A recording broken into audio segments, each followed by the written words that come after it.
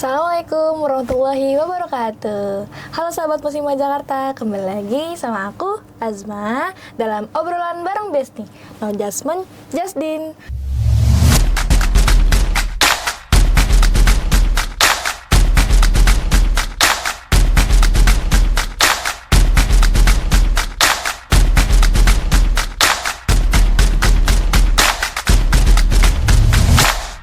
Nah, kali ini aku ditemani oleh Kak Cindy. Assalamualaikum. Waalaikumsalam warahmatullahi wabarakatuh. Apa kabar ya Kak Cindy? Alhamdulillah. Alhamdulillah.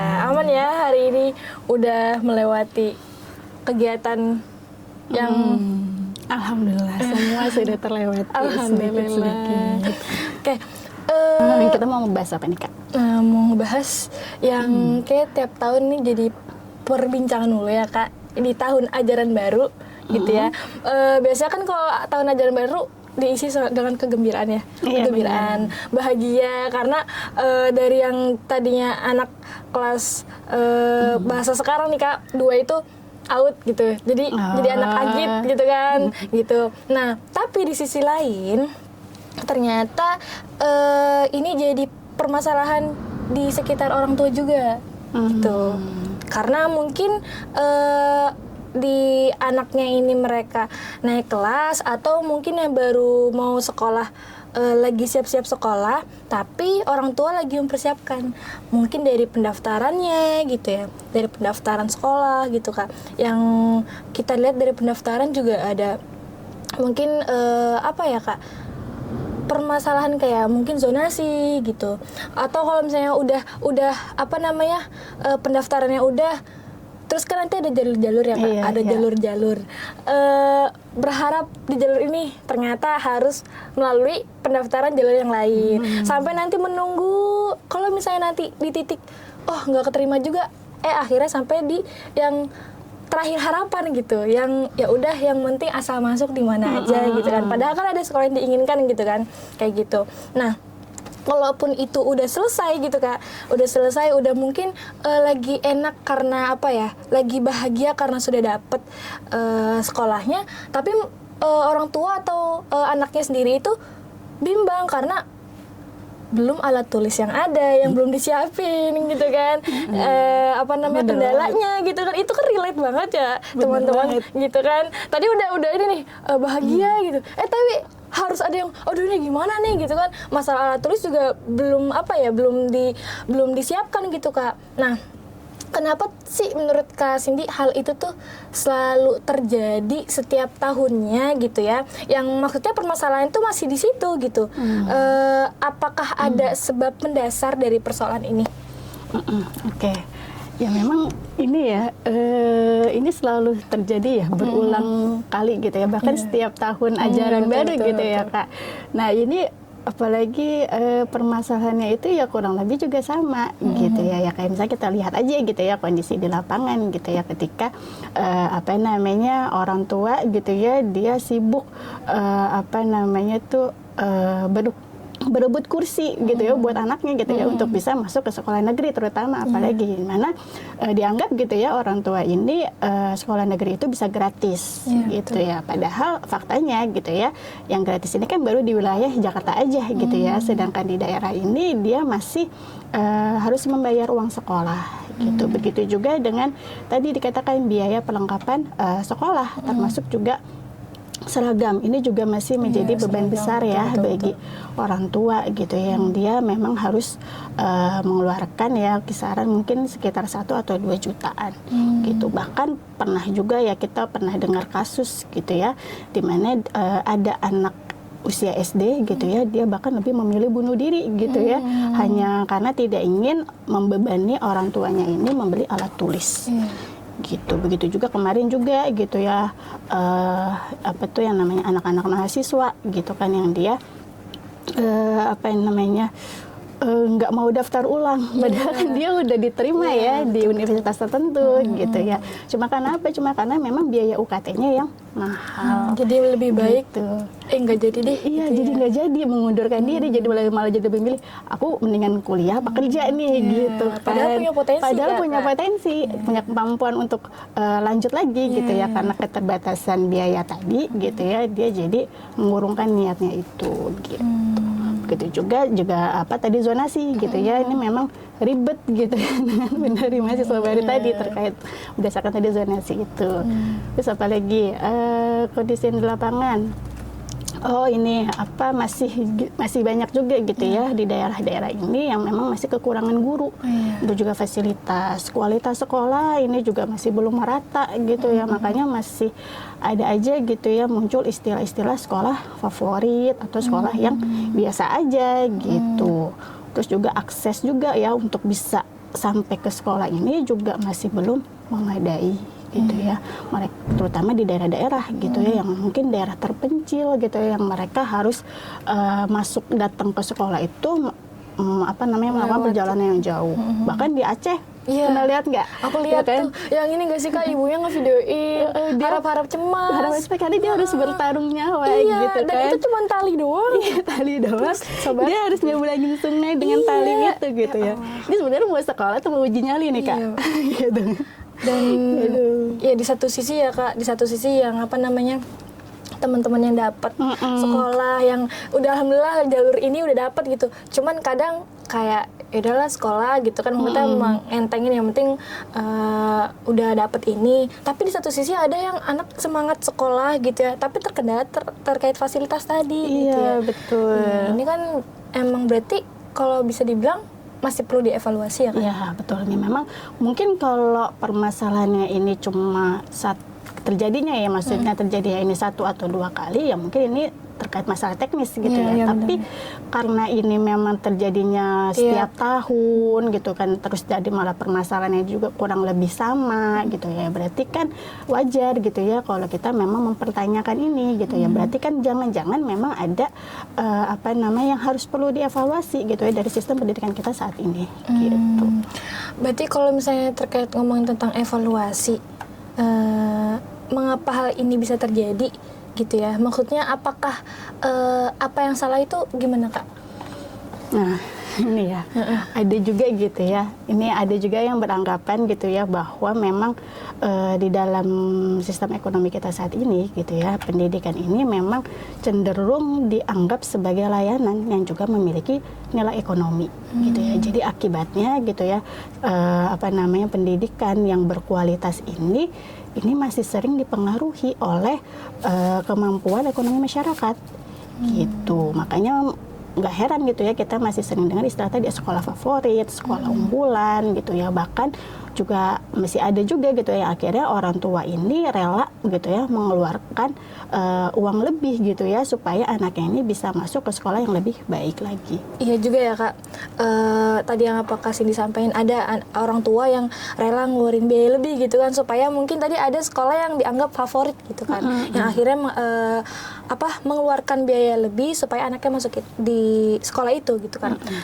Terus Kak ada fakta lain di satu sisi ketika anak ini dia mau sekolah gitu kan, terus tapi dengan kendala ekonomi tadi gitu kan, ya nggak harus kayak favorit atau gimana, yang penting dia bisa mau sekolah gitu. Tapi kan pada faktanya dia nggak bisa sekolah karena terkendala masalah biaya-biaya tadi gitu kan. Berarti dalam arti pendidikan ini kan belum terkena atau belum didapat oleh setiap anak gitu kan. Padahal kan kalau misalnya bisa dibilang pendidikan ini kan hak setiap warga negara gitu ya, dasar bahkan gitu kan setiap anak apalagi gitu ya. Ya memang ya ini ya gitu yang masih memang sering dipertanyakan gitu ya. Jadi kalau misalkan memang ini adalah hak seluruh warga negara gitu ya, berarti kan kita di sini harus memikirkan gitu ya bagaimana nih agar kualitas sekolah ini bisa lebih merata gitu ya, sehingga tidak ada lagi kesan gitu ya hanya sekolah tertentu saja yang menjadi tujuan utama gitu. negara juga dinilai gitu ya memang lebih banyak membuat aturan gitu ya dibandingkan dia harus memenuhi seluruh kebutuhan pendidikan secara keseluruhan. Makanya yang nggak heran gitu ya tadi ada biaya-biaya yang memang harus tetap dikeluarkan gitu ya oleh orang tua yang dimana ini menjadi beban orang tua gitu. Memang harusnya hak setiap anak ya. Gitu.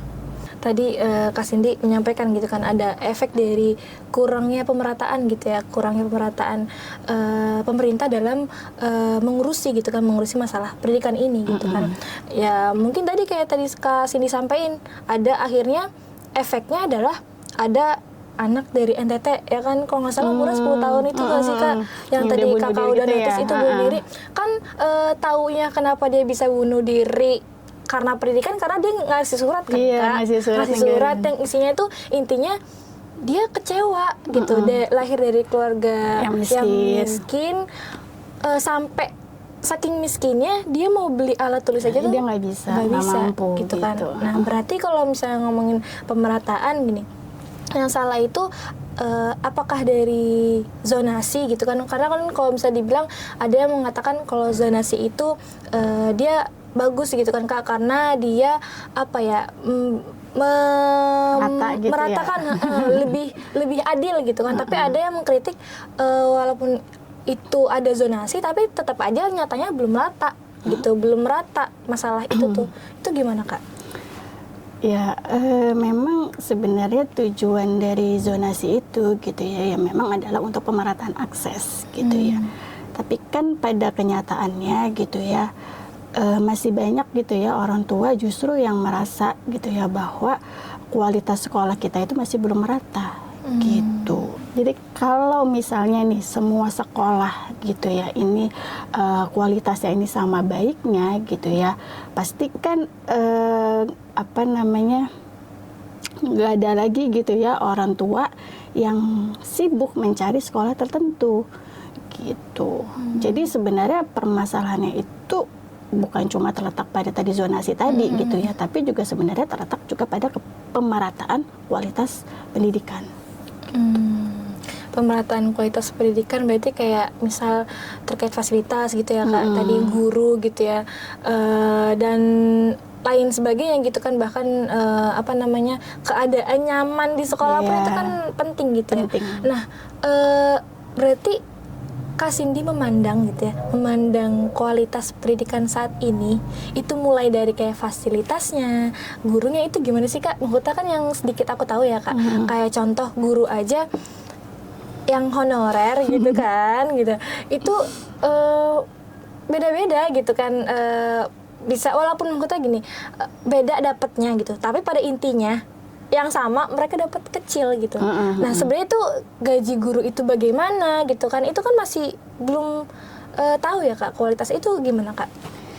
Ya jadi ngomongin soal guru ya. Gitu. Ya memang sebenarnya kalau kita bicara jujur gitu ya, ya memang sebenarnya kualitas pendidikan kita saat ini memang belum banyak kemajuan gitu ya. Ya bisa kita lihat aja gitu ya, contohnya dari sisi fasilitas gitu ya. Ada sekolah yang dia sudah sudah memiliki laboratorium, perpustakaan gitu ya, terus juga kelas juga yang nyaman, ada AC-nya gitu kan.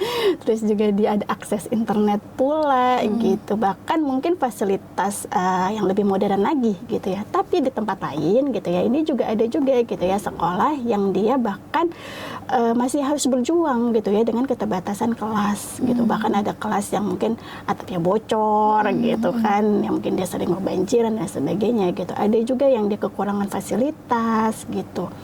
Terus juga ataupun sarana pendidikan lainnya gitu. Begitu juga dengan guru tadi ya. Ini pun juga ini kan sempat ini nih Kak, sempat jadi topik hangat. Benar-benar ya, ini begitu juga dengan guru gitu ya. Ya memang sebenarnya gitu ya, kita tuh punya banyak guru yang luar biasa dan berdedikasi gitu ya. Tapi kan persoalannya di sini itu kan bukan cuma terletak pada ada atau tidak adanya guru, benar nggak? Betul. Gitu. Tapi kan kita juga harus menilai gitu ya, apakah jumlah gurunya ini cukup gitu ya. Terus tadi apakah distribusinya ini merata, mau di kota ataupun di daerah gitu. Terus juga bagaimana dengan kesejahteraan guru gitu. Terus bagaimana juga gitu ya dengan kualitas dan juga kompetensi guru. Terus apakah guru ini punya dukungan gitu ya untuk berkembang gitu. Ya kalau memang gaji kalau kita perbandingan gitu ya gaji honorer dengan PNS aja sudah berbeda gitu. Kita aja pengalaman gitu ya, guru yang di PAUD aja formal dengan informal aja sudah beda gitu kan. Iya benar lagi, relate juga di aku Kak. Ya kan, ya kayak aku ya guru PAUD ya kan, informal. Ini aja kita ya gajinya dari mana sih gitu kan. Ya paling dari pemerintah ada, kita lewat dana dari Himpaudi, itu pun nominalnya yang nggak besar gitu. Itu bisa mengajukan Kak? Kita bisa mengajukan gitu. Tapi ya ada beberapa persyaratan yang gitu. itu nggak langsung gitu. Nggak langsung. Dan itu pun kecil, bisa mungkin sekitar cuma 500.000 gitu. Itu baru yang guru yang informal gitu ya. Seperti itu. Gitu. Terus mungkin ada juga gitu ya tadi permasalahan lagi nih yang mungkin tadi lebih mendasar, itu tadi terletak pada kualitas sekolah gitu yang memang tidak merata gitu ya. Jadi kalau misalnya memang tadi sekolah ini kualitasnya ini sudah merata sama baiknya gitu ya, ya pasti kan nggak ada lagi tuh kita dengar istilah-istilah sekolah favorit gitu. Jadi sebenarnya tantangan terbesar di pendidikan kita itu bukanlah bagaimana caranya gitu anak-anak ini bisa masuk sekolah, tapi juga kita harus memikirkan bagaimana dan memastikan gitu ya bagaimana kualitas pendidikan kita saat ini. Ya aku setuju sih tadi apa yang Kak Cindy sampaikan. Ya berarti intinya ya Kak, kalau misalnya mau masuk ke pendidikan gitu ya, mau sekolah gitu ya, ya kalau misalnya dia mau fasilitasnya bagus gitu ya, yang wah udah yang penting udah nyaman, udah semuanya, masalah fasilitas, ruangannya, mau ini bisa, itu bisa, itu pun harus sesuai dengan biayanya gitu kan, biaya yang tinggi gitu kan. Kalaupun misalnya biayanya yang masih standar lah ya Kak, itu bukan negeri gitu kan, swasta gitu kan, dan dapatnya juga yang biasa aja sesuai dengan harga, atau bahkan yang normal yang dasarnya mereka dapat, yang mungkin masalah yang ketika belajar itu masih ada gerah-gerahnya gitu ya, itu sesuai sama biayanya karena gratis gitu, walaupun mungkin swasta juga ada yang gratis ya Kak. Benar. Tapi ya Kak, Sobat Muslimah, kan banyak ya Kak negara di luar sana yang anggaran pendidikannya itu anggarannya itu memang fokus buat pendidikan gitu, karena mereka menganggap bahwa pendidikan ini penting karena manusia itu sebagai peradaban gitu. Misalnya kayak contoh Malaysia gitu Kak. Ya, di Malaysia ya gitu ya. Tetangga kita gitu kan, kita ngambil dekat ya, kita ngambil dekat. Kita ngambil negara paling dekat ya. Contohnya di Malaysia. Ya memang kalau kita ambil contoh di Malaysia gitu ya, yang memang di Malaysia ini memang sudah sekolah ini sudah gratis gitu ya, sudah menggratiskan untuk biaya sekolahnya mulai dari jenjang dasar gitu ya sampai pada jenjang menengah gitu. Kalau nggak salah kurang lebih 11 tahun gitu ya. Nah,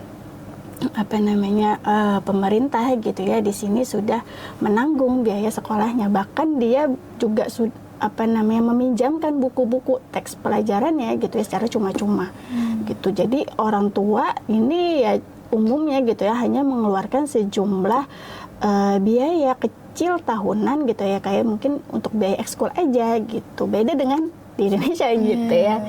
Gitu. Terus belum lagi juga di negara Malaysia ini juga untuk mengalokasikan dana gitu ya. Dia ngambil persentase besar dari APBN itu memang untuk bidang pendidikan gitu. Sedangkan kalau di Indonesia gitu ya, walaupun mungkin pemerintah sudah menggratiskan gitu ya banyak komponen biaya-biaya gitu ya, kayak misalnya dana BOS gitu kan, ataupun dana KJP gitu kan. Tapi kan dalam praktiknya masih ada aja gitu ya nggak rata. sejumlah biaya yang memang harus dikeluarkan oleh orang tua gitu ya, baik itu secara resmi ataupun untuk kegiatan pendukung sekolah gitu. Dan faktanya juga gitu ya bahwa ternyata masih banyak juga loh di Indonesia itu yang anak tidak sekolah. Gitu. Jadi kalau menurut dari data Kemendikdasmen gitu ya, ini kisaran sekitar 3,9 atau 4 juta anak tidak sekolah.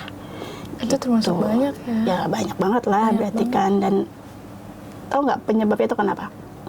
Apakah Jadi aku ternyata tebak tuh- ekonomi? Jangan-jangan. Iya benar. Jadi Aduh. memang lebih dari 75% itu ya memang karena ketidakmampuan finansial keluarganya.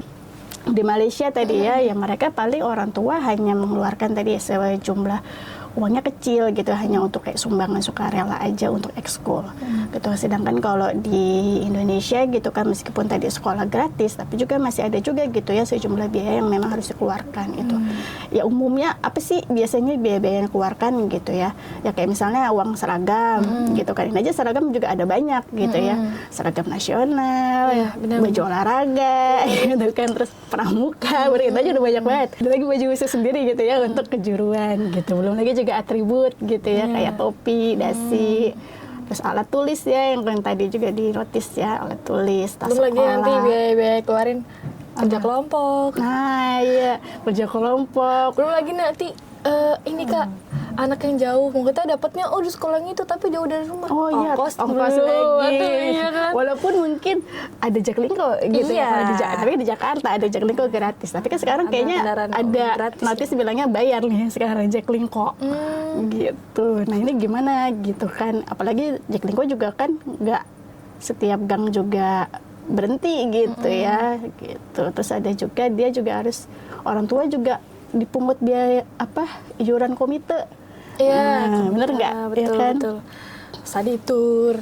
Study tour, benar, wisuda. Suruh bayar lagi gitu kan. Itu nggak yang cuman berapa uang ini, sampai ratusan ya Kak? Ya gitu lah ya. Iya gitu lah. Terus apalagi kemarin tuh yang pas COVID tuh Iya, Ya kan? tapi jujur itu aku kan angkatan COVID ya, sobat muslimah. Itu sih plus minus ya Kak. Kita plus minus kalau misalnya ada orang yang ngedukung kayak ya bagus, pemerintah jadinya nggak ngeluarin uang gitu untuk biaya wisuda. Tapi FYI Kak, sobat muslimah, mungkin merasakan juga kalaupun wisuda kan agak lumayan ya. Ya kan agak lumayan ngeluarin uangnya gitu kan. Berarti kan lagi-lagi masalah ekonomi juga gitu kan. Belum biasa kalau kita tuh persiapannya tuh lebih ke mungkin ngerasa kayak euforia karena udah lulus kan Kak gitu. Jadi kayak tapi kan bisa ada pertimbangan, belum kayak mau make up itu ada biayanya gitu kan. Baju sekolah saya sekarang udah make up juga ya. Iya gitu kan, gitu Kak.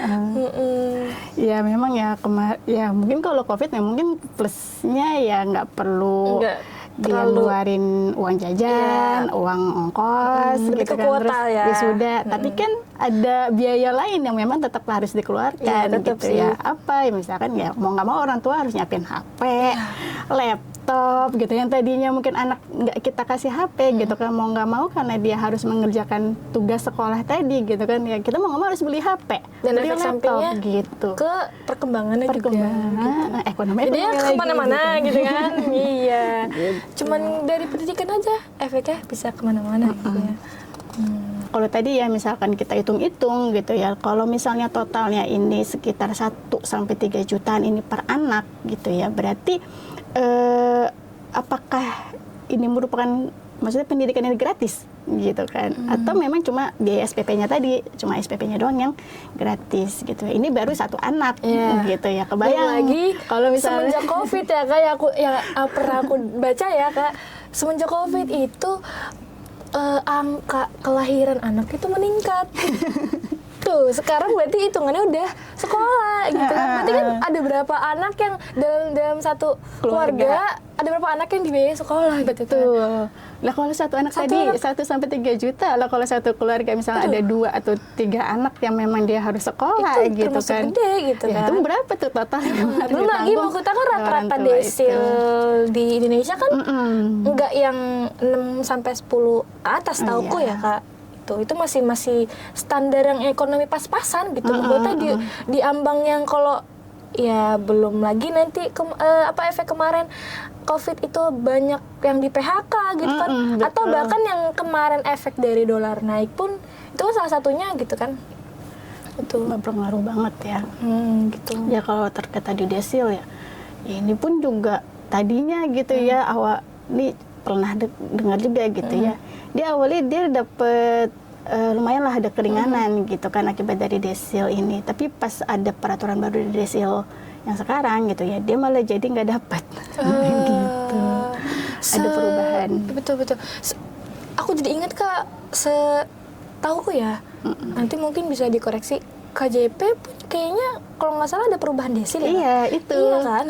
Yang Gitu. awalnya tadinya dia dapat dari Dapet, KJP itu kan karena tadi ada perubahan desil tadi, peraturan desil tadi, akhirnya dia jadinya nggak dapat gitu. Walaupun katanya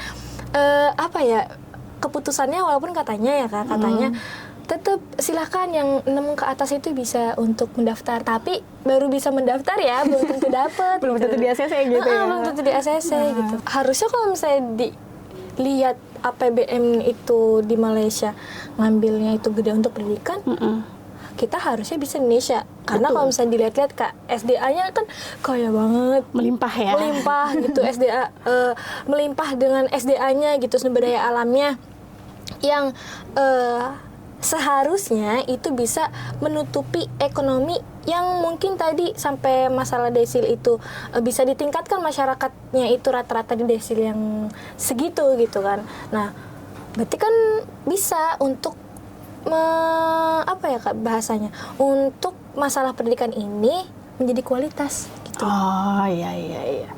Ya memang tadi ya kalau kita lihat gitu ya, memang dari dalam APBN kita gitu ya, memang untuk dana anggaran pendidikan ini gitu yang mungkin mencapai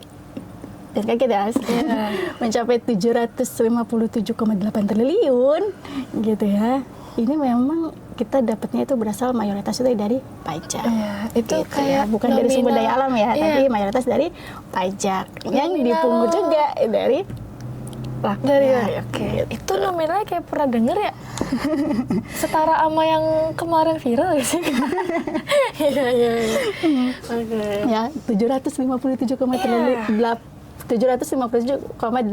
triliun gitu. Tapi ini dana tadi gitu ya, dana yang tadi itu malah justru sebagian besar itu ya dialokasikannya itu justru untuk program lintas sektor.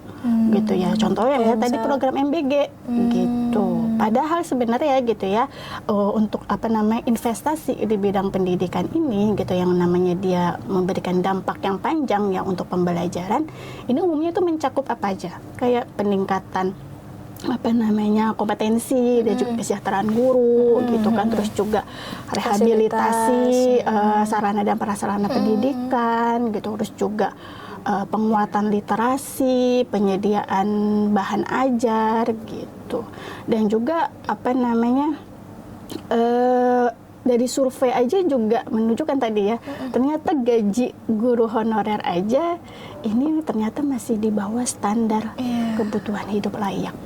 Dan itu tahu nggak sih Kak, Sobat Muslimah, kadang aja itu setauku ya itu dirapel Kak. Iya. Udah mana dapetnya segitu Udah dirapel. kecil, terus belum tentu dia dapat setiap bulan. Dan aku pernah dapat berita di mana ya, daerah mana aku lupa.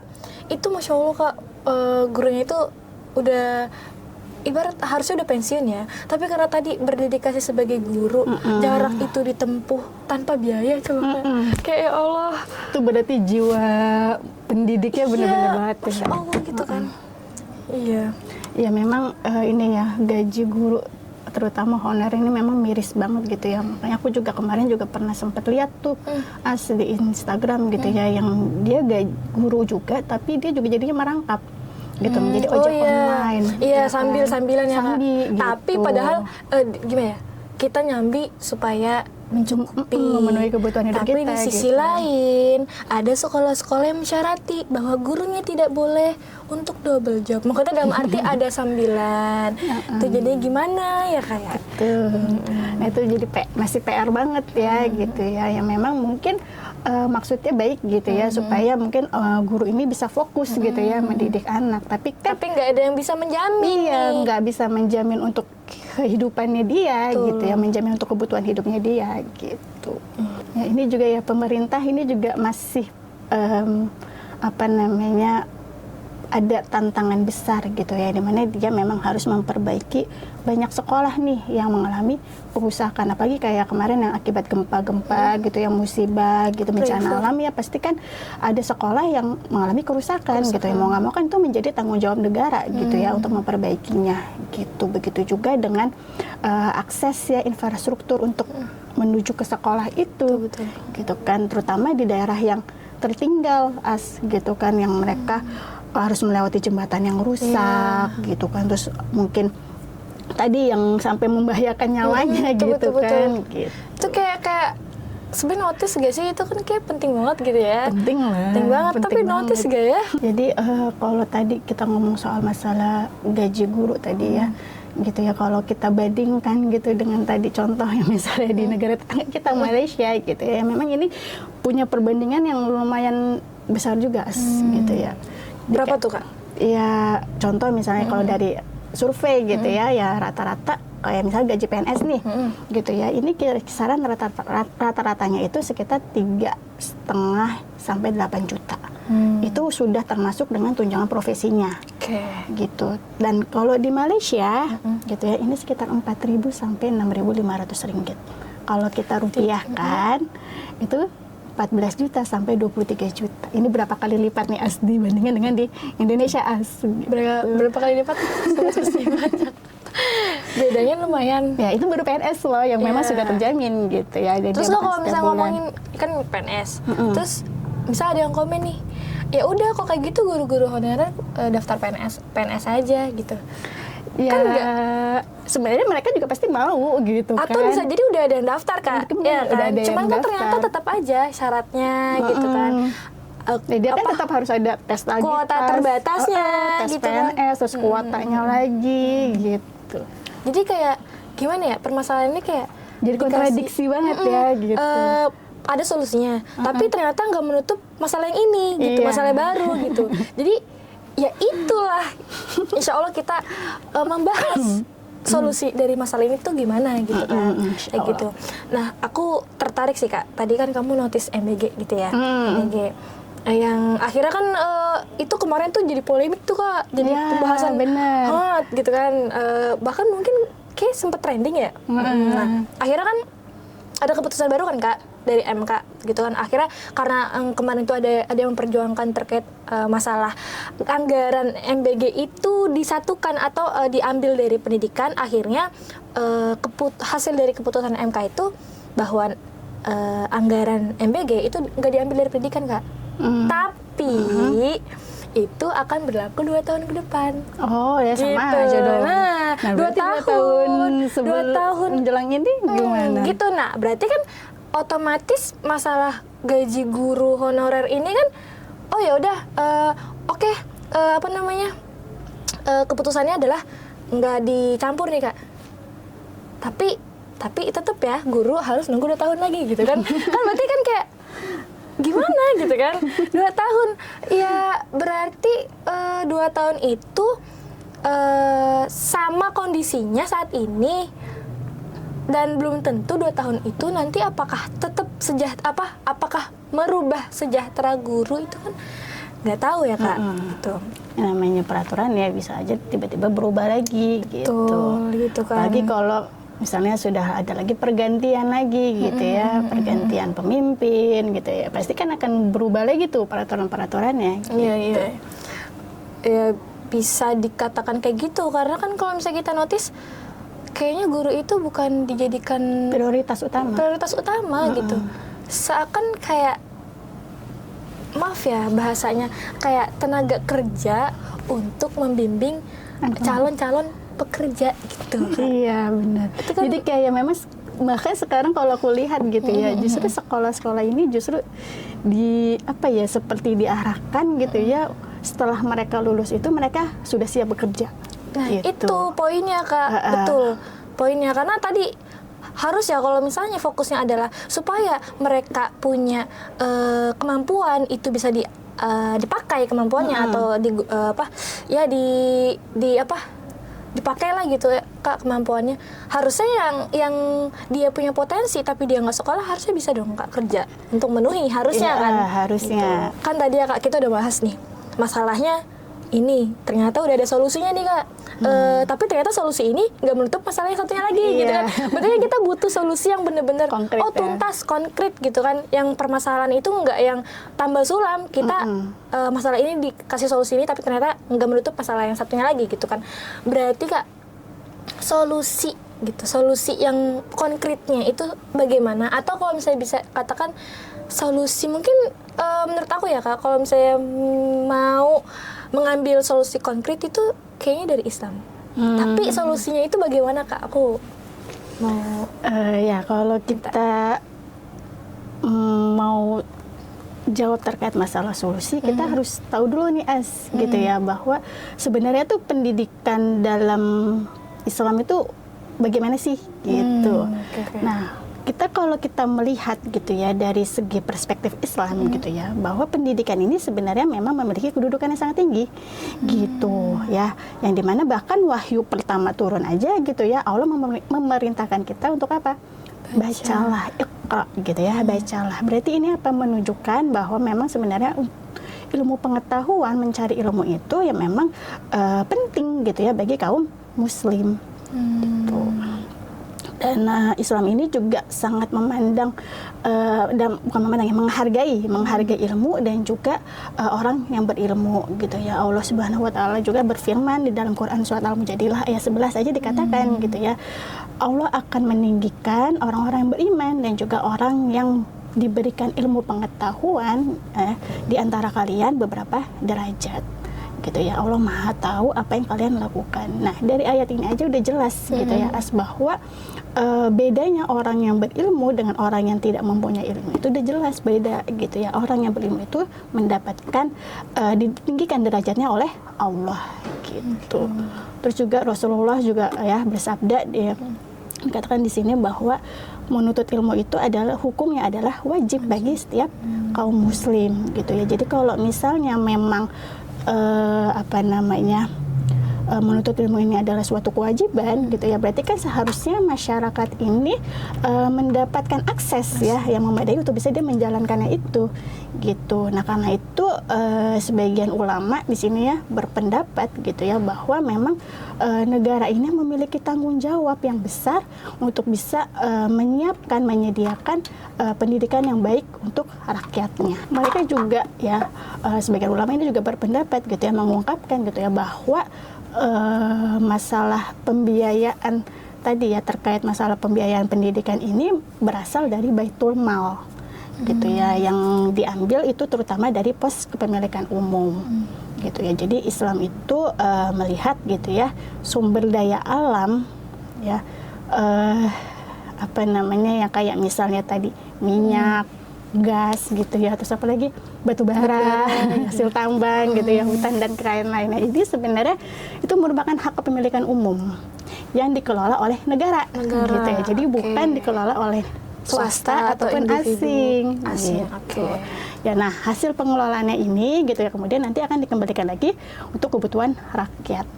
Gitu ya, salah satunya ya untuk memenuhi kebutuhan tadi, membiayai pendidikan, kesehatan gitu. Anggaran itu harusnya bisa mencukupi gitu. Jadi dianggap gitu ya, dengan mekanisme tadi seperti tadi itu, negara ini memiliki sumber pembiayaan ini yang sangat besar dan juga memadai ya untuk bisa menggratiskan, mewujudkan pendidikan yang gratis, berkualitas dan juga merata tanpa perlu lagi membebani rakyat gitu. Masya Allah banget kan, kalau itu diambil dari Baitul Mal. Baitul Mal. Itu baru tadi dari persegi perspektif Islam yang memandang pendidikan. Nah, tujuan pendidikan itu sebenarnya dalam Islam juga sebenarnya untuk membentuk kepribadian pada para peserta didik gitu ya. Jadi diharapkan gitu ya, pendidikan di dalam Islam ini akan lahir manusia-manusia yang dia memiliki kecerdasan intelektual gitu ya, juga kedalaman spiritual, kematangan karakter gitu ya, dan juga dia lebih berpikir kritis dan juga bertanggung jawab. Dengan pendidikan yang berkualitas gitu ya, dia akan melahirkan generasi yang polimet. Apa itu? Mereka yang bisa mengembangkan sains dan juga teknologi, tapi juga dia bisa berdakwah dan juga melakukan amar ma'ruf nahi mungkar. Masya Allah. Masya Allah ya.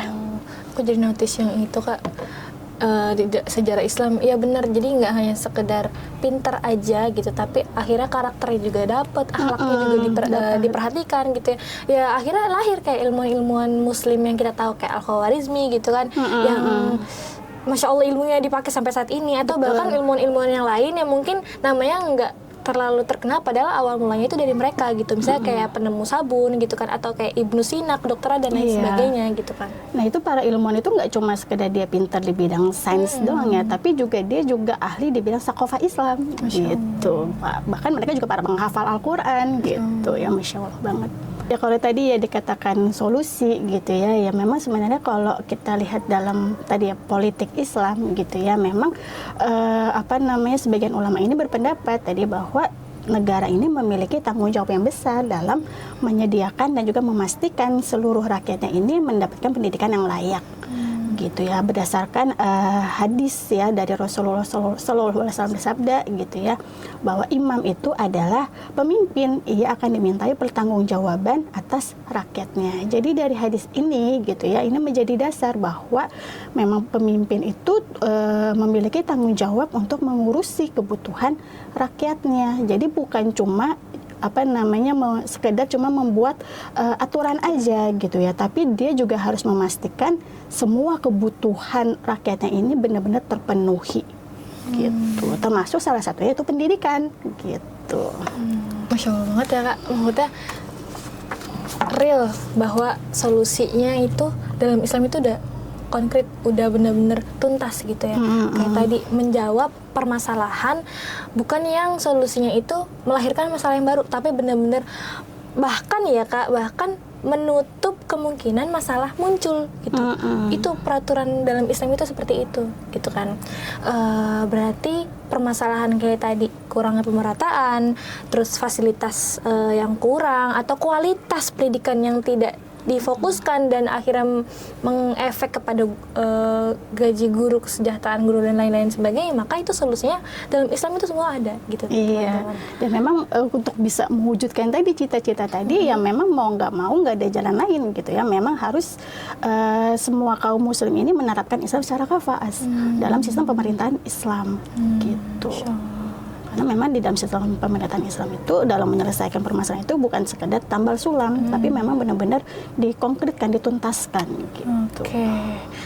Masya Allah ya teman-teman, berarti kita udah mendapatkan solusinya, yang dimana nggak bisa cuma kita tiba-tiba pakai pendidikan ini pakai yang Islam ajarkan, nggak bisa gitu, tapi bisa diterapkan sistem pendidikan Islam ketika benar-benar institusi negara itu memakai dengan aturan Islam secara menyeluruh. Iya, gitu ya. betul. Masya Allah. Ini berarti dapat ya Kak.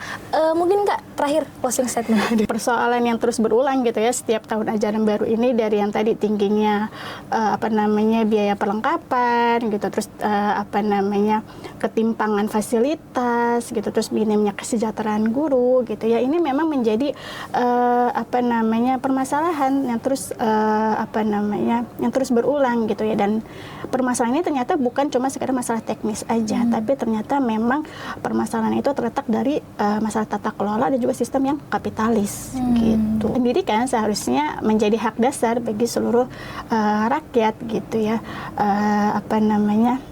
bukan sekedar komoditas yang dimana akses dan juga kualitasnya ini dipengaruhi oleh daya beli. Ya kalau kita tadi bahas ya, belajar dari sejarah peradaban aja gitu ya,